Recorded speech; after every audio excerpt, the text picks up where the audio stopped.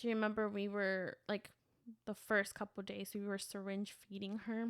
Yes, I remember that. We were giving her donor milk. Yes. While we were waiting for my milk supply to come in, and then once we, ran out of donor milk, we decided to, okay, we're just going to do formula for her and go from there. Hello, I'm Tijani Musa. And I'm Yasmin Musa, and this is how we're doing it. Welcome to our How We're Doing It. Here we'll share stories about our journey and experiences of being first-generation college graduates, our family, buying our first home, moving across the country, and living a debt-free lifestyle. We do so in an authentic, fun, and educational way to help other first-generation immigrants with similar paths. All right. So, what are we talking about today? No. It doesn't work like that. You did that last time. And my response is the same. What are we talking about today? No, it doesn't. I asked the question. You give the answer. No. That's how it works. So, Yasmin Musa. I'm going to call your full name. Do you want me to include your middle name too? I don't have one. Yasmin Tijani Musa. Yeah, right. You wish. Never, ever, ever in the world. We are never, ever. We don't have middle names. That's our fun fact for the day. That is a fun fact for the day, Neither one of us has a middle name. That is cool. Remember when we met, I was like, we're meant to be. Yeah. We were both born on the 17th of the month. The month, yeah. Different months, but still. Crazy cool. Too many similarities. That's awesome. Wait, I have a quick question. Do you believe in the invisible string?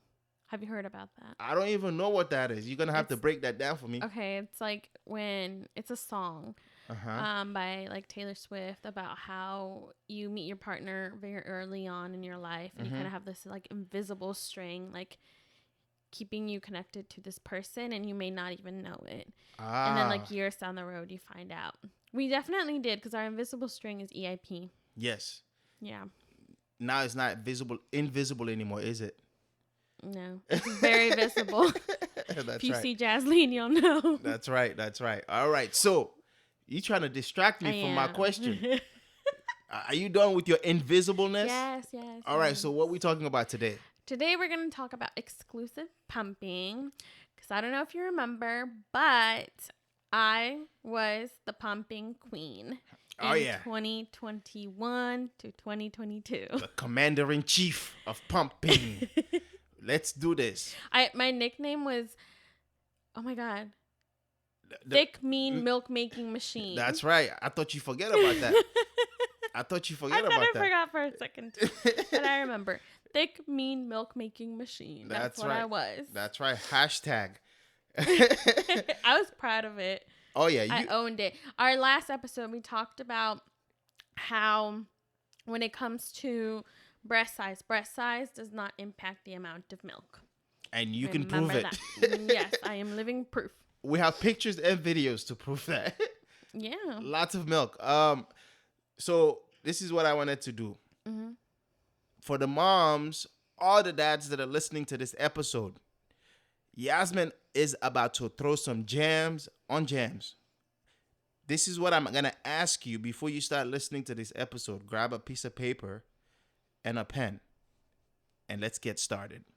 Or you can use just, your notes on your phone. It's too much work to use your notes. It's not. You got to listen, and then you got to go back and forth.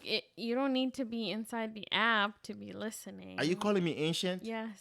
Okay. I hate paper. I'll say it right now. I'll say it forever. I hate paper. Hey, you're contributing to the earth. Yeah. The environment. I'm preserving the earth. That's right. Okay, let's start. I'm public health. So go ahead. Let's get it started. Okay. So I think before we start, the biggest resource that I use to really help guide my pumping journey was kellymom.com, I believe. And they have like a whole section on just exclusive pumping. And this was a resource that was recommended to me when I took my breastfeeding class. And so I just kind of saved it. And then when the time came, I referred back to it. Okay. So a little backstory as to why it was important for me that I breastfeed. So when I was born, I had to stay in the hospital for a couple days. And so, my mom, I was born in Mexico, it was a very different time. My mom was removed from me. She wasn't allowed to stay. And, all of that cost me to refuse breast milk. The hospital put me on formula. And by the time my mom tried to actually nurse me, I refused it. She says I would gag. Because you hadn't spent enough time with her. Right. I didn't have it from at the the beginning. early stages. The way she explained it is in Mexico, once you give birth, well, this was back then. I don't know how it is now, but in 1992, you give birth and then you're immediately sent out of the way because there's a new mom waiting to come in and give birth. Wow. There's just not enough beds. Right. And so if the baby needs to stay, the baby will be the only one that stays. Mom is not allowed to stay, which happens here too, but I think it was like the length of time. And my mom she was a new mom. She was young. She just didn't know enough about breastfeeding to know that she needed, I needed to latch right away, that we needed to establish the breastfeeding. She wasn't given the right support, and she also did not know. There wasn't any lactation consultant. It doesn't sound like it. Yeah. So all of this, right? Like, growing up, I have always had a very weak immune system. I get sick very easily. And a big part of me felt like that was because I wasn't breastfed. My mom's experience was very different with my sister, who was breastfed and who I can attest that does not get sick as often as I do. Right. Now, it might be because I'm a teacher. I was going to say. Regardless, I mean, even when we were younger, like in middle school, high school, I just always remember being sick. I had at least once or every other month, I would come down with something. Yeah. So fast forward, right? Like, now I'm pregnant. I'm about to have my daughter. And I knew that I really wanted to breastfeed. I knew that that was the one thing that I wanted to do for my daughter. My world came basically crashing down when at the hospital the lactation consultant told me I had flat nipples. First off, I didn't even know that was a thing. Right. Did you know that was a thing? I did not know that was a thing because I thought you had enough to breastfeed. I thought so too. I was like anatomically, is that a word? Yes. I was like, I look fine, right? But then like the actual nipple part of my breast is not formed. And so, I had to basically reframe everything that I had thought breastfeeding was going to be for me, because my experience was going to be very different now. Right. So the lactation consultant at the hospital told me, you have flat nipples, you need to start pumping immediately. And the hospital brought in, at her request, they brought in a Medela Symphony pump. Yeah. It's like a hospital grade pump, like the Mustang of the pumps. Yep. And actually, because of the lactation consultant, through our insurance, once I left the hospital, we were able to rent one as well. Yep. It was free for about a month. And then I had the option of paying out of pocket if I wanted to continue using that. I think we kept it for about 3 months? Yeah, it wasn't that much. It was less than $100. Yeah, it was affordable. Right. I love the pump. I really felt like that helped release as much milk as possible for me and provide enough stimulation that I think it was a big contributor into me establishing a really good routine. No, not just a good routine, but a really good breast milk supply. Oh, yes. And so, in the hospital, first she's like, you're going to pump, and then you're going to try to latch the baby using a nipple shield. Actually, the other way around. First latch and then pump immediately after attempting to feed the baby. The nipple shield was something that was very, very painful for me.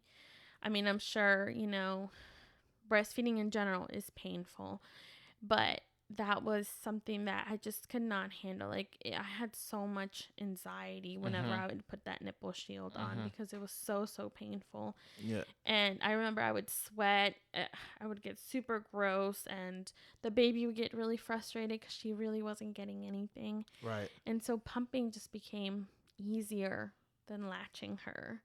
Do you remember we were like the first couple of days we were syringe feeding her? Yes, I remember that. We were giving her donor milk. Yes. While we were waiting for my milk supply to come in, and then once we, ran out of donor milk, we decided to, okay, we're just going to do formula for her, and go from there. I tried breastfeeding for a couple weeks. Those first couple weeks, I really attempted to latch her properly. I saw a lactation consultant about 2 times a week. Yes. We just could not get it. I was in so much pain. I was just starting to dread the feedings. Like, I would get so much anxiety. Like, I'm sweating, I'm panicking, I'm crying. The baby's frustrated. She's hungry. It was so discouraging. Yeah. So discouraging. And because the baby's upset and I'm upset, my milk's not coming. And so it was, at that point, I was like, I'm ready to give up. I don't think I can do this anymore. And I felt like the biggest failure. I felt like I'm doing something wrong. My baby's going to miss out on this because of me, because I can't figure it out. And I was ready to give up. Wow. And then I remembered at the hospital, the day that the baby was born, we had a nurse next to us. I don't remember her name, but she was so kind and sweet. And she told me, after I was diagnosed with the flat nipples, she told me she had been diagnosed with the same thing. And she was like, I became an exclusive pumper for my baby. And, this is right after I just had my baby, right? Like, right. I'm half asleep, processing all the emotions, going through all of it. And so I heard it, but no, I did not register it. And it wasn't until, breastfeeding became really difficult for me that I went back to what she had said to me. And I said, what is exclusive pumping? I need to look into that, right? Right. So then I started doing some research. I found that there's an exclusive pumping community. Wow. Right? Right. And I remember going to my last lactation consultant, my last appointment with her, and I told her, I was like, it's really hard when I pump, I'm getting more milk. At this point, I'm meeting her demands in terms of feedings, my daughters. I think I'm going to exclusively pump.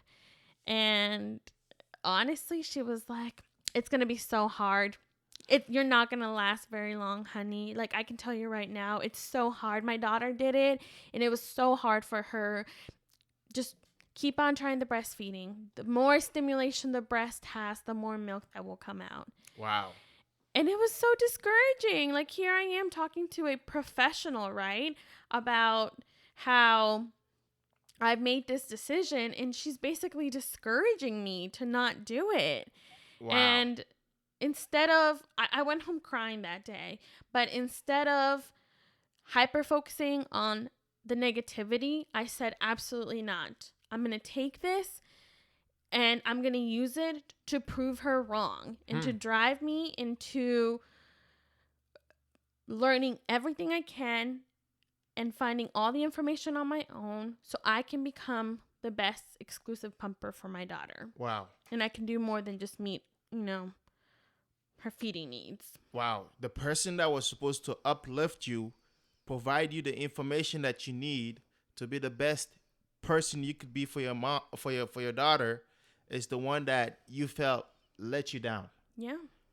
I just don't think she understood that this decision was the best one for me. Right. And for my sanity, for my mental health. Right. And I mean, I can proudly say I proved her wrong. Like, I exclusively pumped for 9 months. Yes. I stored so much milk that I was able to get my daughter to 1 year plus. Yes. In just those 9 months. That's right. I think she had milk up until, I don't even know. Almost 2 years. No, she Like was a year like and a a half. year and 4 months Yeah, about. almost Yeah. a year and a half. You had a lot. She had a lot of milk. She did. Yeah. And like we moved cross God. country Yeah. with this frozen milk. Yeah, we still had a lot. And we still had so much. And Yeah. and we lost some during the move because, Yes. we didn't have a refrigerator drove, for yeah. a while. We drove, you know. 2 days trip.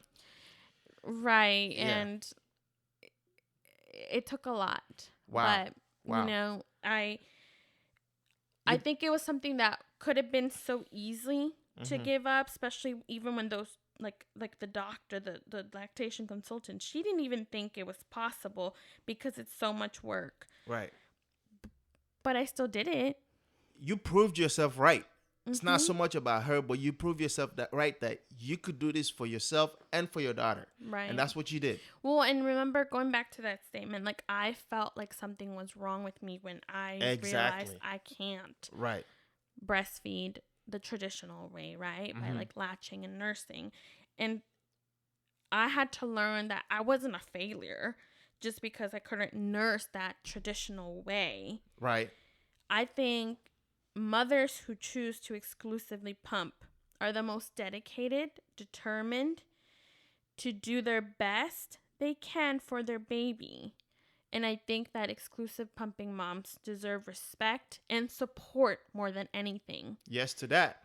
Yes to that. I'll say it again. Uh-huh. Exclusive pumping moms deserve respect and support. And I'm not taking away from mothers who can nurse and do it the traditional way. Right. I think I aspire to be able to do that one day. That's a little late. Yeah.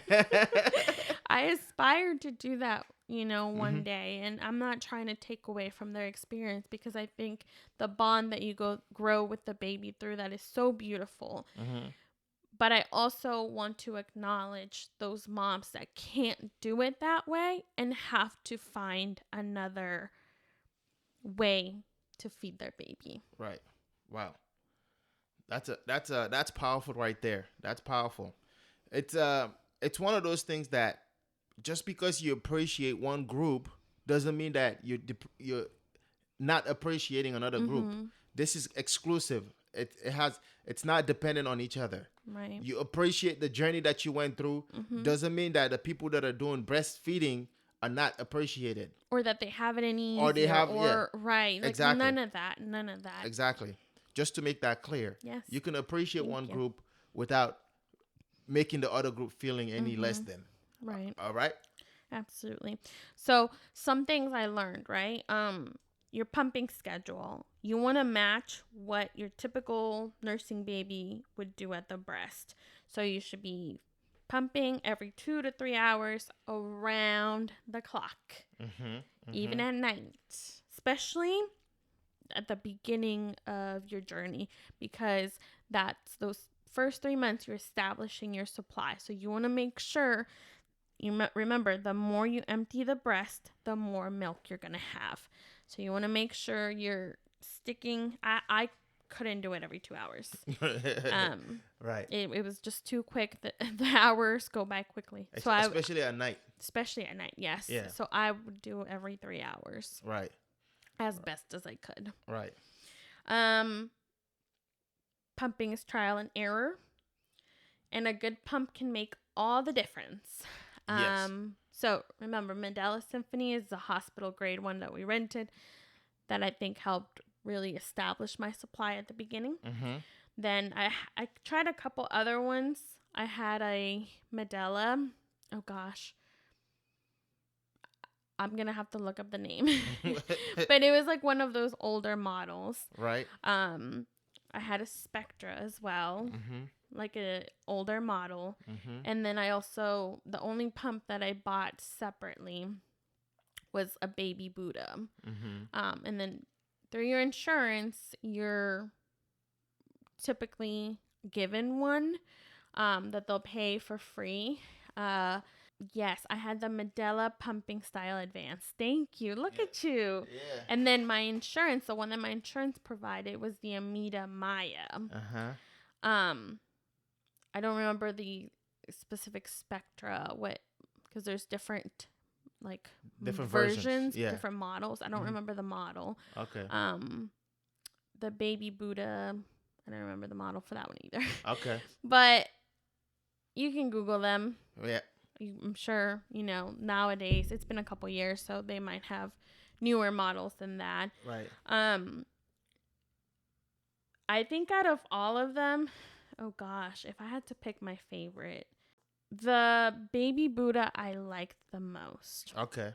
Because it's more portable. It's a lot smaller. Right. I ended up putting like a little clip on it so I could clip it onto my pants and just walk around with the pump on me, like pumping and walking, which sometimes you can't do that with the ones that you have to plug in. Yep. The old style ones. Yep. So mobility was important for me, especially because it was for a while. Right. I also ended up hacking the baby Buddha and inserting cups so that I could pump without the flanges. Right. Right. And that was, really good for me because I could do it while driving, for example. Right. Which I got, over time I just got really good at and I learned. Yeah. If anybody has like any specific questions, I'm happy to share more about them. Okay. But just for the sake of, episode, keeping it concise, I'm going to move on. Okay. The time that you should pump, so you should do it for at least 20 minutes. Actually, they say at least 15, 20 minutes, I think is ideal. Sometimes I'd go 25. Okay. Just because, gosh, around the 20-ish minute mark, I would most of the time get a second letdown. Right. So my first letdown would come around 5 minutes, and then it would take a while for What's my a second letdown? one. A letdown. So you're stimulating the breast, right?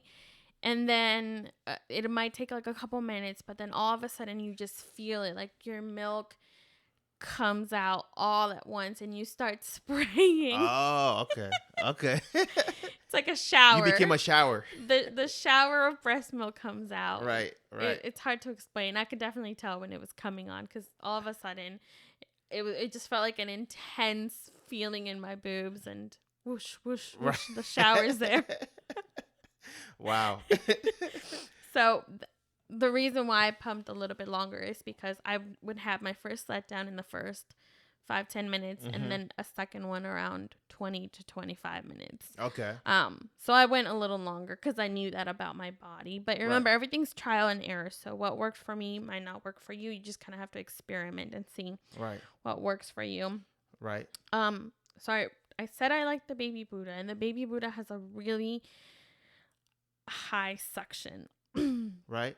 I think when you use it too much, it can hurt.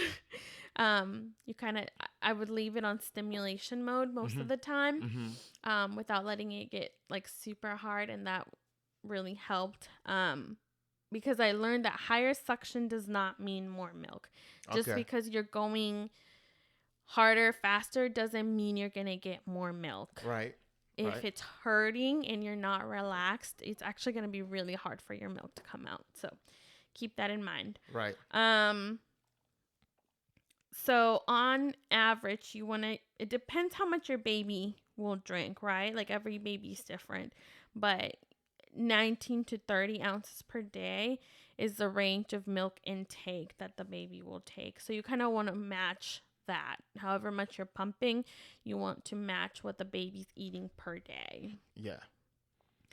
And then we were always told, because I was pumping from the beginning, we were told that when we bottle fed the baby, we wanted, make sure you use a slow flow or one of those newborn nipples on the bottle. Make sure you offer feedings on cue. You're looking for those same cues that the baby displays when they're hungry. Breast milk typically digests in 90 minutes. So feedings should be between an hour and a half to 3 hours apart. Obviously, when the baby's younger, they'll need to feed a little more frequently. Okay. Now, along my journey, I worked really, really hard on building my supply. And some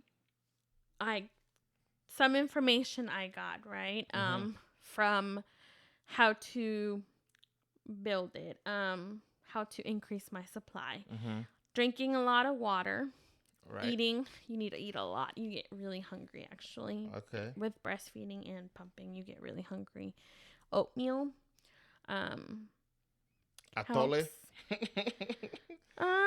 Atole has like the milk, but it depends what your atole is made out of. Okay. The milk itself is not going to help produce milk. It's the ingredient in the atole. So oatmeal, for example, you can make oatmeal atole, or you can make sesame seed, or you can make rice. Okay. There's different types of atoles you can make, and it's those ingredients that help stimulate the increase of the milk, not necessarily the drink itself. Okay, makes sense. Other tips I was given, like, make sure you rest, which is hard with a newborn. Don't stress. Also hard with a newborn. Rest, don't stress. I like that. I'll go specifically into the foods. Okay. Foods are only an addition. You need to stimulate the breast, either with the baby or the pump, to get more milk. Okay. So some vegetables you can try. I was told dark green leafy vegetables like spinach, kale, collard greens, carrots, beets, and yams.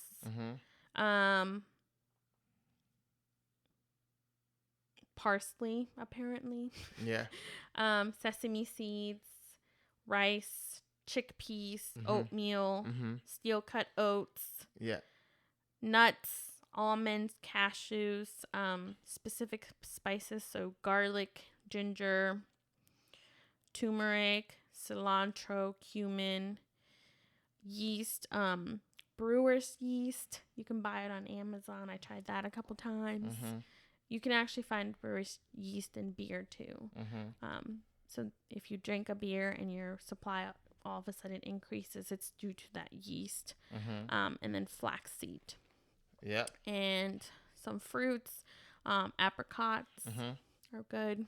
Green papaya. I've never had green papaya, but this was given to me from the lactation consultant that I saw.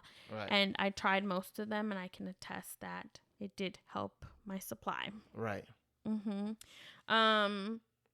There's this tea called Mother's Milk that's supposed to increase your supply. On me, it kind of had a negative effect because of fenugreek. It's an ingredient that was in it. There's some controversy on it in the exclusive pumping community. And breastfeeding. There's controversy as to whether this ingredient increases or actually ends up decreasing. For me, it didn't really work, so I stopped taking it. I think the other thing to know is you got to have good pumping habits to increase your supply. You have to stick to your timeline of every 2 to 3 hours. There's just no way around it. Right. And yes, it's going to be hard at first, but it's going to get easier. Because once you establish your milk supply, you can reduce the number of pumping sessions and you get about the same output with less time spent on the pump. Some tips that I have: get a good pumping bra, like a hands-free one, so you don't have to hold those flanges. The first 2 weeks, I was just sitting there holding the flanges the whole time, and it was so hard, and I couldn't do anything except sit there and hold the flanges. Don't do that to yourself. Invest in a good bra. The Kindred Bravely kind were my favorite. They're actually nursing and pumping bra, so whatever your journey you're on, that one would be a good one to get. That will help. Use lube. There's a bunch of ways to lubricate your breast so that, the pumping hurts a little bit less. I like the Legendary Milk pumping spray. It's Legend and then Dairy, all one word, only one D. That was really great for me. Like, I would spray it on my flanges and then just stick them on, and it helped. It made things a little bit easier to move. I learned how to feed the baby while I pump Mm-hmm. using the hands-free. Remember, I was moving with my baby Buddha. I wasn't attached to the wall anymore. Right. And with the pumping bra, I was hands-free. So I learned to use the boppy, for example. Like I would prop her on there when she was very little and feed her with the bottle there while I'm pumping. I would also use the bouncer. Yes. Her baby bouncer. Yep. As she got older and needed, more security, I would sit her on there, play with her. I got really good at like distracting her. Like I would sing to her while I pumped, ways to distract her without having to hold her because I couldn't because I was pumping. Right. Some things you do need to be careful with, caffeine. Yes. Yes. I mean, you can have, I think it's up to 200 milligrams, something like that, of caffeine. You should, just be considerate of how much caffeine you're taking because that can decrease supply. Right. Medications. There's certain medications you can't have when you're breastfeeding. Same with birth control pills. Excuse me. The birth control pills, because of the hormone, it can affect your milk supply. Yeah. And you could get a manual pump. So I had to go to work. I had a little pumping bag where I would throw my flanges in every day. Right. But I would also throw in there a manual pump, and I just had a regular Modelo one.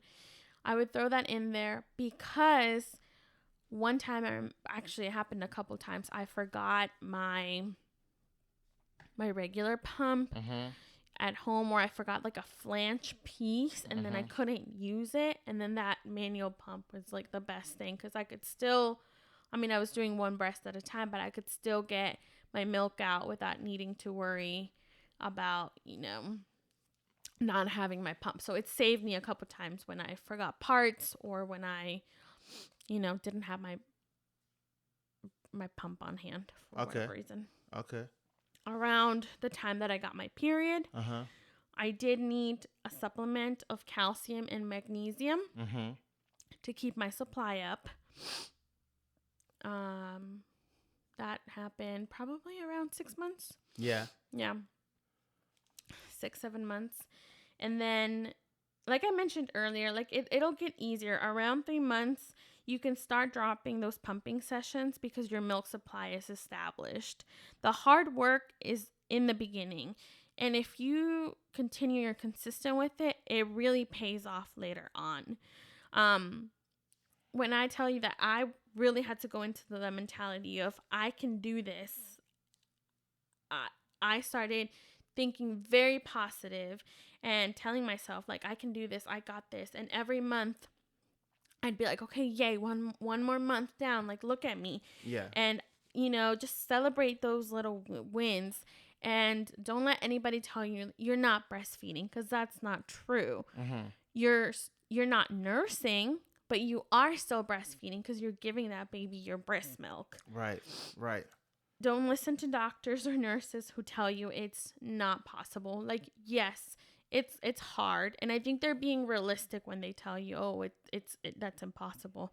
But at the end of the day, that's how they're trained. They're going off of what they're trained to say. Exactly. I just don't think there's enough information about exclusive pumping out there that they can say, oh, yes, like, you're right. You can, in 9 months, you can build a supply that'll last a year. And this is why these stories like this are important. Yes. What you're doing right now.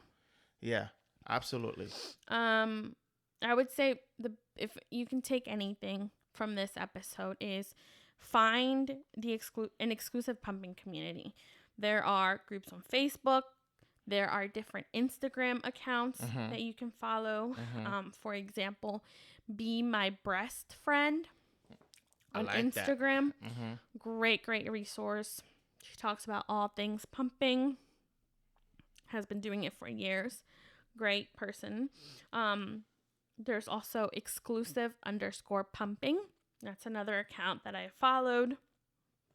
And then lastly, use me as a resource. I'm not an expert, but pumping became a hobby for me. When I set my mind to something, I learn as much as I can about it, and I get really good at it. And pumping was my hobby, and I loved it and hated it all at the same time. And I would 100% do it again in a heartbeat to feed my daughter and give her all those nutrients and all that immunity boost that breastfeeding comes with during those first few months. I like that. All right, so there are a couple things that I wanted to contribute as but before that I wanted to ask you a question. You didn't talk about storage. Could you briefly talk about storage? Like storing the milk? Right. Like how important is that? So storing the milk and then putting a date on there, all those things. So the way we would store is what I used was the pitcher method. So I would pump, I would take the bottles and put them in the fridge, let the milk get cold, and then once it was cold, I would put it all in a big pitcher. Okay. The pitcher method. In this pitcher, I would fill it up, and then at the end of the night, what I would do is fill up my bags, because I would buy those. You can get those bags really anywhere, but right. The breast milk bags, yes, yeah. Breast milk storage. I would buy those and then fill them up to the top. Right. I didn't want to waste any bags, so I would be like, okay, I'm gonna fill it up to like 6 ounces. And then that's what we would store. So at the end of the night, not only was I filling up my bags and storing them in the freezer, I was also making my bottles for the baby for the next day. Right. And that helped a lot because I was saving time. I was also, it's okay to combine the milk as long as it's the same temperature. Right. And so for me, that was the easiest way to do it. I was maximizing the amount that I could store in the bags. Yes. And then I would write the date that it was pumped. The amount was almost always filled up to the top. And then at the end, I started writing myself little notes like, this one was pumped on Jasline's like half birthday. Yay. Like little things like that. Positive notes. Yeah, just little positive notes. You are great. You're doing fantastic. Be proud of yourself. Those type of messages. Yeah. You started writing messages for me on there. Yep. At one point too, when you would do it. Yep. This is how I participated in this effort. I wrote messages to her. So a year after, when we were using those milks, and she would read those messages and be like reminiscing all those times. And the important thing about storage, and then also the date is important because it tells you when it's time to start feeding the baby this milk. It tells you which one is the oldest milk compared to the most recent milk. So we would go with the oldest milk is what we would take to feed her so that it doesn't, after a certain time, it loses its nutritional values or benefits. Yeah. I can't remember specifically like how much time you can have it. Right. But so that's something you want to look up because you want to make sure you're up to date with that information. Right. So yeah, that's one thing. And then the second thing that I wanted to talk about is because we had another episode where we talked highly of a lactation consultant. She was amazing. She helped Yasmin understand the journey that she was going through. But when it comes to the exclusive pumping part, she let her down. But we have an episode where we spoke highly of her. So we just wanted to create that distinction. She was great. I loved her.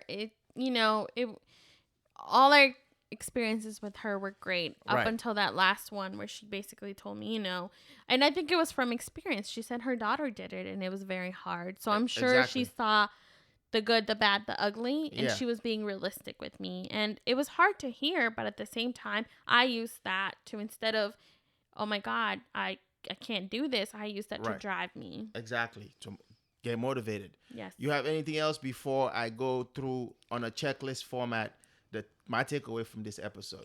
Yes. The last thing that I want to point out, and you'll see if you go follow like Be My my breast friend or the exclusive _ pumping accounts, you'll see them talk about flange sizing, which is really, really important.